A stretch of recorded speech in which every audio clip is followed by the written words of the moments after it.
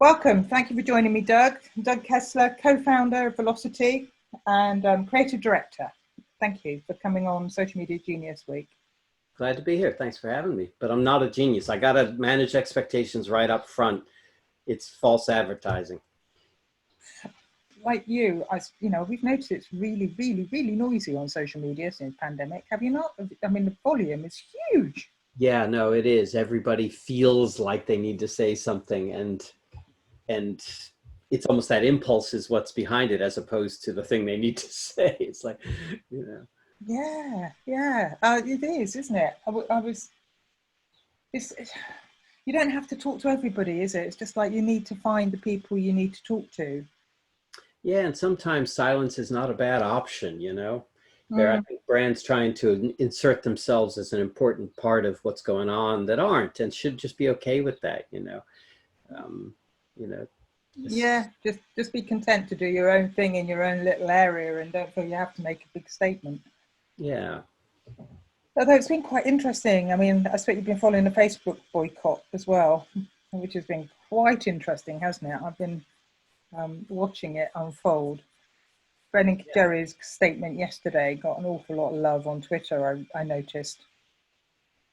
Yeah, it's a hard one to figure out because there's so many agendas that are anti-Facebook, and they're all kind of converging to come out and kick Zuckerberg while he's down. And I get it, you know, you don't get that powerful without making lots of enemies and ruffling lots of feathers. But it doesn't feel like the most coherent argument yet. Maybe I just haven't read enough of it yet. No, I think there's a lot of aspects being pulled together, isn't there, as you say? Yeah, it's interesting. I keep watching it. I think I will probably write an article on it at some point, but I'm really not clear yet on where it's going or how it's unraveling. Yeah, it'll be interesting to see how it develops and how they respond, if they respond. Well, I think Zuckerberg said something today, so I haven't had a chance to read it yet, so I was going to see what he was intervening about. Right. Interesting times, though. Wow, yeah. Isn't that a curse? And I heard that's a curse in Chinese. May you live in interesting times. Yeah, I guess we got cursed. Yeah. So what happened with you guys? Were you already working mostly from home, or did you have to pack up? And no, it was a really quick switch to home, but we work on Slack, and there are clients, so I'm plugging them in a way, but not really. This is as a user, we were able to just go instantly to homework. There's a little bit of logistics of things like chairs and getting people happy situations at home, and how to do a stand-up, you know, when we were doing sprints on websites, how to do that from home. There was a bit of, you know, figuring that out, but other than that, it was really seamless, and a lot of people are enjoying it. We're being productive. It's busy as hell. Then there are some who are just absolutely hating it and just can't wait to get back to the office. Yeah, we did a survey, and I think it was about 80% said, no, I'd like to do a day or two from home going forward. And only about, I think it was 6 or 8% said, no, I want to be full-time back at the office. Thanks very much. I think it depends on home, doesn't it? Yeah. And people, like, I'm more of an introvert, and this is my idea of a great working environment. So, you know, I find office life kind of draining. Like, there's a lot of people around all the time, and I like them all. They're great, but it's exhausting. And so for me, some of the people who just get all their energy from their colleagues are suffering, and I get it. I mean, it's no fun. It's like designing a hell for them. Yeah, I think it depends, doesn't it? I feel the same. If I'm in an office, I get drained. Everybody wants to talk to me, and I'm like, oh, I can't think. I can't get on and do. But, you know, sometimes you've got to, haven't you? And so it's a balance all the time. Yeah, somebody once called themselves, and I've stolen the phrase, a non-practicing introvert. I like that. Yeah. So tell me about your, because you're the creative director, so tell me about what Velocity does for your B2B clients. Okay, so I mean, just the way you kind of grew from social media to a more broader base, we did too. So content marketing was our thing forever, and still very much a big part of the business, but it's not in isolation anymore, is it? It's, you know, content marketing is kind of dissolved into mainstream B2B marketing. This is how it's done. And I think that's true of social media too.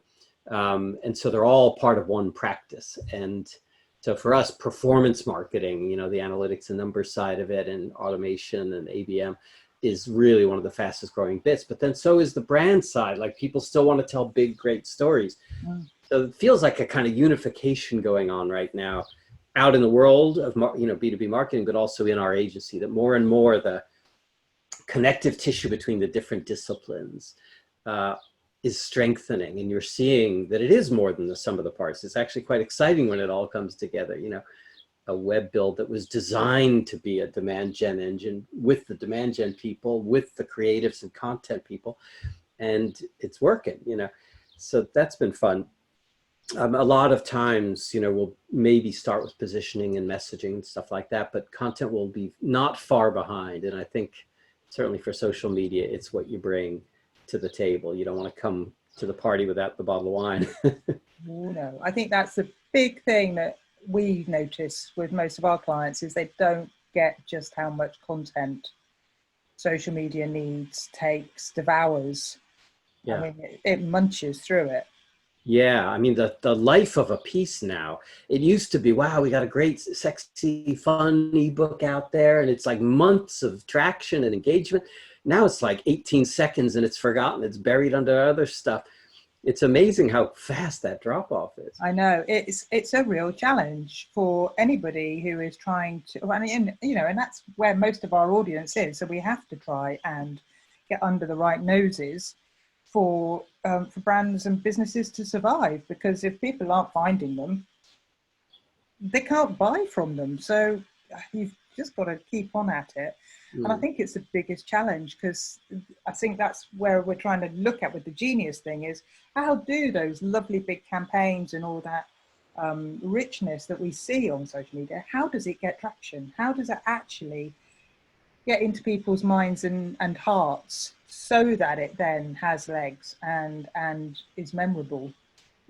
Yeah, it's funny because I think for the first era of all this, just doing it was enough. Like you got an advantage just by doing it. It's like, wow, we're out there on Twitter, your brands, and you got content to share. And it was a really cool thing.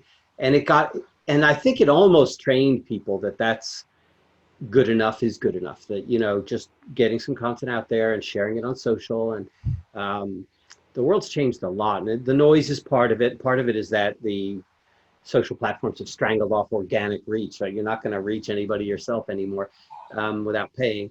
And so, yeah, different world. And now it's about not just doing it, it's about doing it really, really well. And it's funny because it's rare really that people are actually aiming for that new target.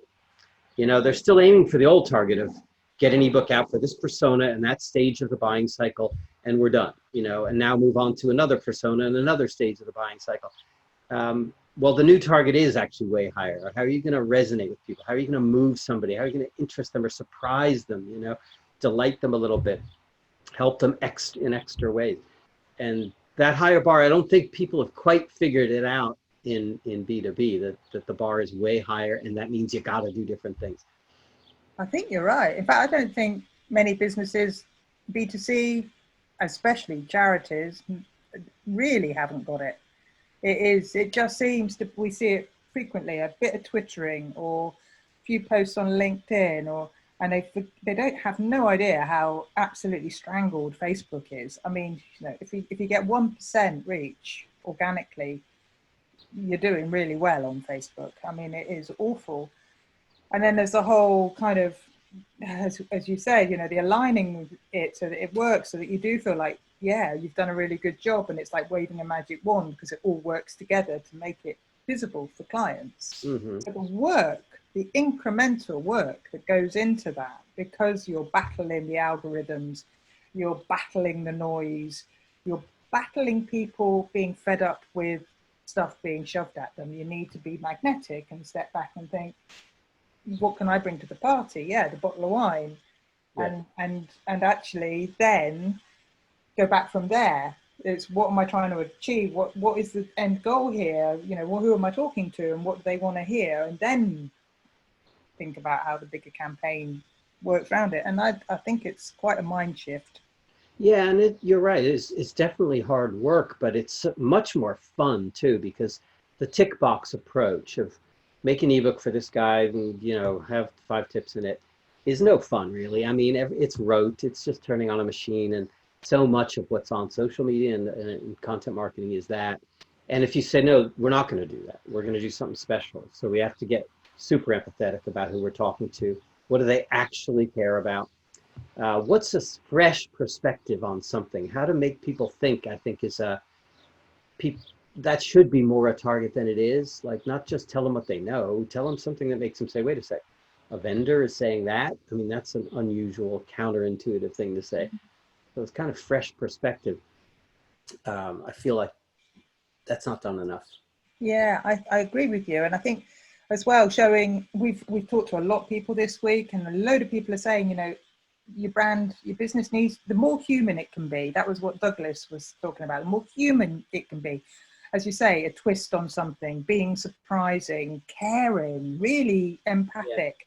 And the less corporate, the more people will be attracted, and the more they'll want to be part of what you're doing, whether that's the local store or the clothing company that really gets you and is doing everything ethically. And we've seen quite a lot of people kicking back against clothing brands that aren't doing things ethically. And I think that's the other thing.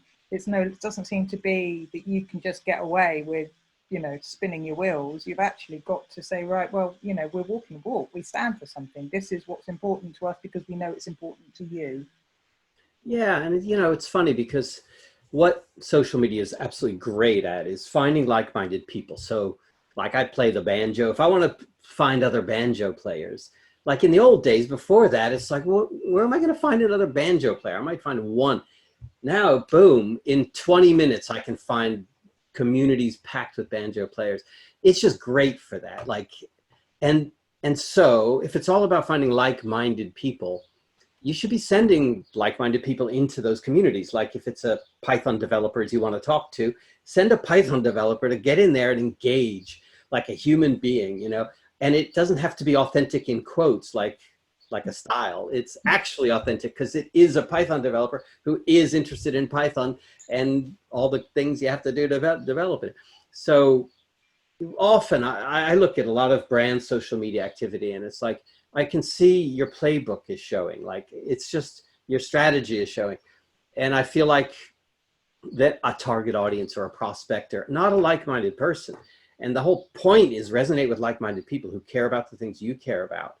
That means really care about, you know. And so if you're just running your playbook of here's how it works, and oh, I see what you're doing there. Oh, I get the hashtag. Yep. You know, that's best practice, but it's just absolutely, it triggers your marketing defense barriers, right? And you just don't want to know. Yeah, because everybody's already turning off advertising. We know that, you know, they block it, they turn it off, they skim over it. I mean, it's got to be brilliant advertising to get past that barrier. And that, yeah, the marketing barrier is there high too. They can sniff in, you know, yeah, being authentic, Yeah, a mile off. If you don't care, they know. People know that you don't care. And what people are really craving, I'm finding, we're seeing the trend that, you know, I think it's always been there, but especially seeing it on social media now, is they're craving people who get them. They're craving those authentic conversations and to be part of a community that cares. And brands, you know, you're on a back foot already because you're not a human being. yeah. And So you've got to be that's a more human. problem too. Maybe brands should be spending more, sending more people into the conversation as themselves, not just as a brand, you know. I think that's true. I mean, I think leadership is coming out from behind the brand, and I think that's got to be encouraged. And actually saying what they stand for, which again is only doing good for their brands. And I think that's where you're also seeing the rise of micro influencers, you know, experts in their field who perhaps have only got, oh, I say only, but, you know, less than 10,000 followers, say, on Twitter or wherever. And yet they often are the most influential if that's your audience. Yeah, it's funny. It's because in a lot of our clients, you know, they have this social media team that's really working it full time. But the ones who are making the most impact are sometimes like, there's a geek down in that corner who's got a geek community of people who are really into this thing they're doing. And that's engagement. I mean, you see the engagement on that is just way, way higher. It has really very little to do with marketing. It's about getting into the thing that you're all into and solving the problems together, you know. Yeah, that is true. It's like, yeah, if you're solving the problems for your community, then they will put you at the heart of that community, because you then become part of the gang. Yeah, and it's generally because you really are. I mean, you know, in content marketing, like you looking back, what I was doing in the early days of velocity content was probably called influencer marketing. I didn't call it that or think of it that way. I had friends learning this stuff, and I met them online, you know, like-minded people who are really into this stuff. And Joe Polizzi at Content Marketing Institute, or Ann Handley, and all these great folks learning together. And when I did a new thing, I wanted to share it with them before the public and get some feedback. And it was totally legit excitement and camaraderie and, you know, wanting to make it better and all that. It wasn't about, oh, then they'll share it once it goes live, you know. And so the playbook starts to develop, and all of a sudden people are approaching, you know, with that in mind, not because they're into it and you're into it, or they want legitimate feedback on the thing. It's just like the influencer marketing playbook. And yeah, I just think finding people who actually care about this stuff is better than trying to simulate caring. Yeah, I think pretending is really so last year. It's, if it ever was a thing, it really isn't a thing now. And Yeah, I mean, like, you know, sometimes I'll complain on Twitter for fun, and it's like, Barclays, you know, you locked me out of my account, and some chirpy social media person perks up. It's like, how can I help? It's like, you can help. You're a social media person in a desk somewhere, and you can't even get to my details. Like, if I tell you who I am, what will you do about it? Like, it's nice that you appear to care, but honestly, it's the actual banker who I need help from. And I guess, you know, I know these folks are doing their jobs, and I just think some do it way better than others. They're not just kind of this manic cheerleaders for a brand, but are actually rolling up their sleeves. I think it is. I think when it really resonates, the ones that we remember, like This Girl Can campaign, or, you know, the stuff that really changes people or talks to people, resonates with people, they're the ones that people remember. They're the ones that get the traction. And I mean, you know, they're obviously the big ones, but you can bring that down to your own community. I mean, I've seen some really amazing little campaigns within communities, which, you know, don't actually hit huge numbers, but they make a difference within those community. And it's the same formula, the same potion. Definitely. Have you had Mark Masters on this series? Yeah, Okay, I love him. He's doing really cool, innovative things with You Are the Media, like these sharing lunches they do, which is almost like a Zoom show with the community in the show, you know, and it's curated, it's fun and fast and funny. You have the goat come, you know, the guest goat. And yeah, it's just about getting together with people who share your view of the world and want to get into it together. Yeah, and I love that. I really do. I think it's the future. And good, because, you know, it was all getting a little bit too corporate, wasn't it, there for a couple of years?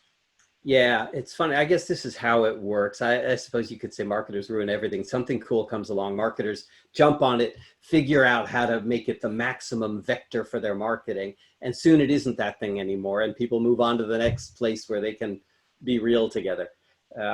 But hopefully marketers are getting better and better at realizing that and saying, look, we can participate in these conversations. We don't have to shove our agenda to the front of every conversation, and we'll get stuff out of it. Some of it is about patience. And I think in the world of data, which is a great thing that we've got this feedback loop, but sometimes we're slaves to it. Like, I didn't see instantly that my participation in this community resonated, turned into pipeline, you know? And so I'm going to go back to shoving ebooks in people's faces and, you know, things like that. Some patience of like, no, you have to believe that this engagement with your community, your people, will be good for your business. That shouldn't be a big leap of faith, you know, but it is for a lot of people. It should be more, hey, this is obvious. We need to be in the conversation. Yeah, that's really spot on. I think I'm always surprised at the stuff that I think is obvious that people just don't seem to get. Yeah, it's funny because most people grew up in a time when marketing was different, and we couldn't find our tribe, as you put it before. You know, you couldn't find your tribe, so you market to everyone pretending they're your tribe. And of course, for most people, it's not. And even for your tribe, it doesn't look real. Now we really can find our tribe. We really can. So you can talk just to them. You really can be who you are. And so it's a new way. To me, it's an entirely new mindset, which is not about marketing at people. And so that, you know, the more senior you are, the more you grew up in the old world, the less likely you are to recognize this as a good thing to do, you know. That's true for business leaders as well, you know. I think a lot of them are still in broadcast mode. Yeah, and you know, you get why they didn't just grow up in that time, they got successful in that time, you know. So it worked for them and their careers. And it's not that they're not smart people, but they need, like, someone needs to say, look at what's working today, you know. Yeah, exactly. Well, exactly, especially this year with so many brands going out of business. I mean, we can't afford to lose them, so they need to get on it, really. Scary times. Thank you for that. Really enjoyed it. Thank you for joining us and sharing your wisdom. Thank you. Enjoyed it. Thank you. Okay, lovely to talk to you. Take care. You too. Thanks, Claire. Bye. Take care. Bye-bye.